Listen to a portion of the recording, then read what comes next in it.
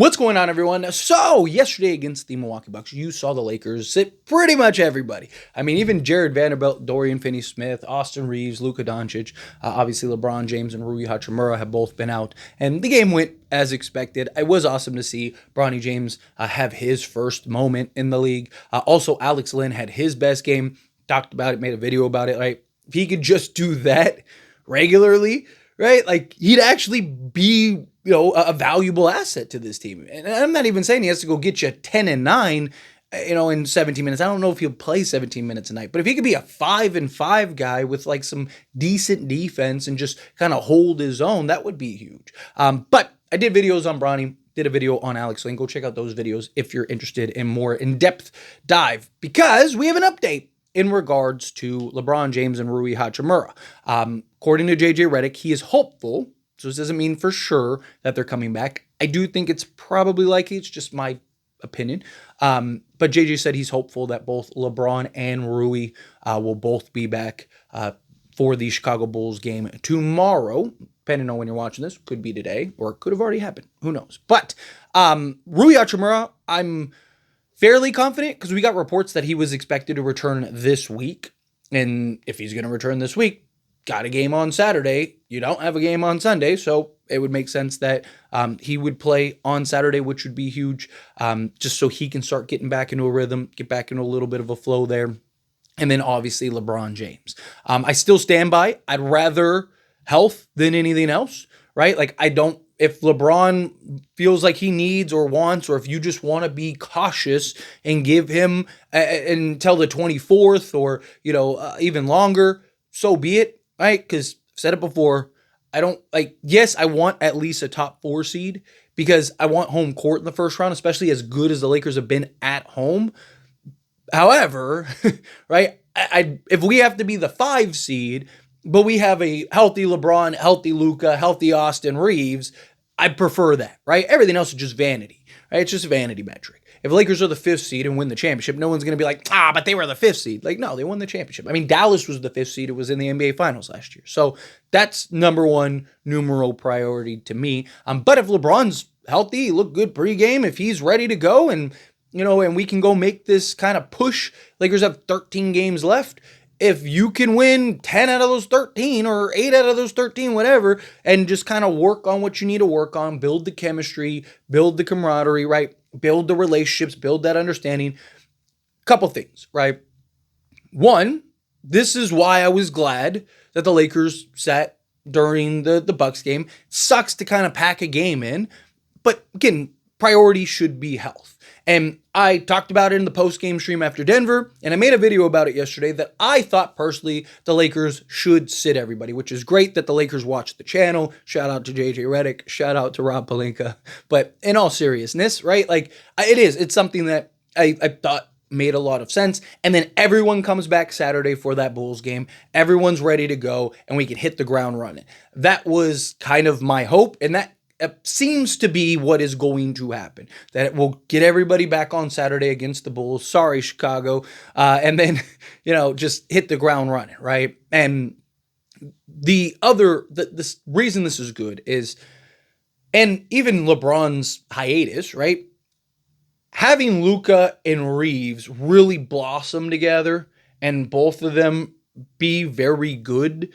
I mean, even in the dominant Luka game against Denver, Reeves still gave you 20 plus. And then even in Austin Reeves' dominant game, Luka still gave you 20 plus. Luka's game was a lot worse shooting the basketball than Reeves. But still, it's good to know that both of those guys, when the other guy is cooking, can still go get you a 20. Right? Obviously, when LeBron comes in, that could change things, particularly for Austin Reeves. However, LeBron said himself on several occasions now that Luka has the ball, Luka's the guy, then Reeves, and I'll figure it out. I mean, he said that, right? Well, guess what? Luka had the ball, then Reeves. Now, if LeBron can just plug in, that would be beautiful. Obviously, there might be a little bit of a learning curve. Obviously, it's one thing to say it. It's another thing to actually do it. But look, LeBron's going to go get his 20, 25 a night just being on the basketball court, right? Like, you don't have to worry about LeBron getting his. He's going to get his. And I trust JJ to kind of stagger those guys. Something that I talked about before that I think is really good, and I might revisit this in like a separate video, is this might force LeBron now to be more aggressive in earlier spots, right? And what I mean by that is, how many times have we seen LeBron at halftime have like 5 points, right? And then, yeah, he'll finish the game at like 25, and you're like, wow, he had 20 in the second half, right? Like, but, he usually what he likes to do is he likes to get the other guys going early. Right? He likes to kind of, and he'll pick his spots, and be aggressive here. But usually first quarters, he's kind of just letting guys go in. He might take a three to kind of feel like, okay, how am I feeling right now? Where I think now you're going to see Luka loves first quarter. So Luka's a big first quarter guy. He likes to be aggressive in the first, kind of see how is this game going to go, so to speak, for him. So I do think he'll be aggressive there. But when Luka goes to the bench, I really think that's when LeBron is going to be a lot more aggressive. So I think you'll get more bursts, right? So my guess, and again, I don't know this, but my guess is that LeBron will kind of, hit in spots. So he'll go on like a 6-0 run, and then an 8-0 run in the second, and then another 6-0 run in the third, and then an 8-0 run in the fourth. And it's just like, oh, he just got 28 or whatever, right? Like, that's kind of what I think he'll do, or how he'll kind of piece it together. Obviously, we'll see. Like I said, I might go more in depth into that, kind of break it down further for Reeves, Luka, and LeBron in a later video. So look out for that. But I do think that this is good to kind of you still let Reeves and Luka shine, do their thing. You plug in. At any moment, they can just default to LeBron and go, hey, buddy, we need you tonight. And he can go, okay, give me the rock and let's go. And I think that is quite the luxury to have. And then, if Austin Reeves is having an off night, then LeBron can, hey, it's fine, don't worry, I'm here, right? If Luke is kind of having a bit of an off night, hey, buddy, don't worry, I'm here. And I think that could be very beneficial. But this is now, assuming everyone comes back on Saturday, this is now the go time. This is where you hit the ground running. This is where you step on the gas, right? And now you're fighting for seeding.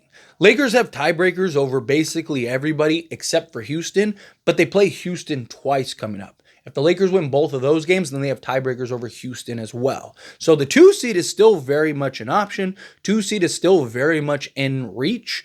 It's really going to come down. Is that something that the Lakers are going to really want to push for is a question. I still believe Lakers are going to continue to prioritize health over seeding.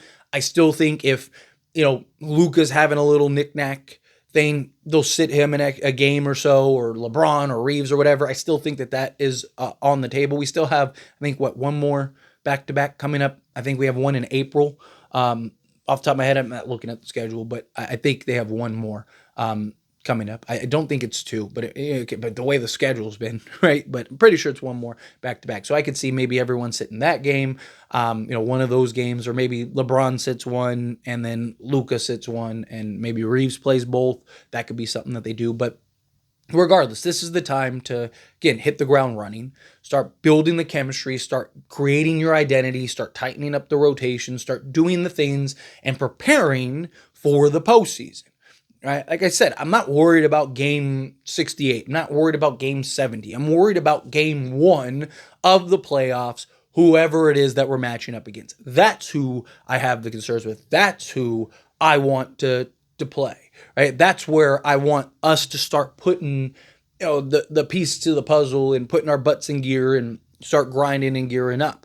Again, if you have to continue, like if LeBron and Rui have to miss a game, or LeBron has to miss another game, or Rui has to miss another game, then fine, so be it. If you want to rest Luka another game, right, then fine, so be it. Right? Even if we lose to the Bulls, it would suck. It would be frustrating. But again, to me, the biggest priority is health, which is why I was okay with the Lakers resting during the Bucks game. Playing 6 games in 8 nights is insane. Right? Like, that is a lot of games. That is a lot of wear and tear. Lakers finished 3-3, which I said would be a win in my opinion. The only game that we lost that really was like, come on, man, like, was the Brooklyn game.